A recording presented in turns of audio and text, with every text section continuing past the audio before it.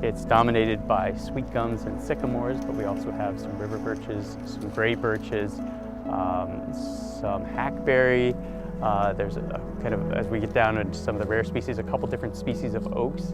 Again, it's a really unique floodplain forest here along the Delaware River in Morrisville.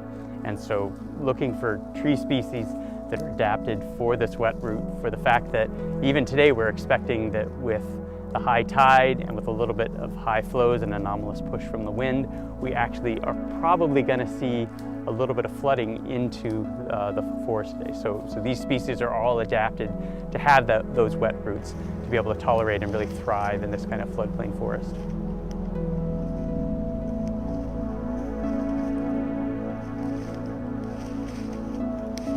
Historically, 10, 20 years ago, this was dominated by invasive species, particularly Japanese knotweed and Japanese hops. And so the real emphasis is exactly that.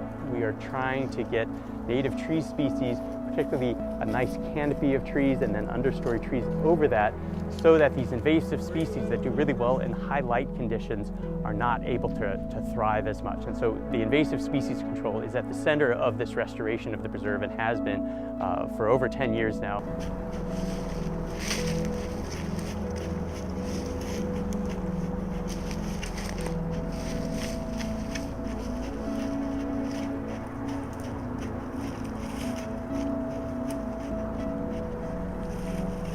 In Pennsylvania, this is a very unique ecosystem type, a very unique habitat.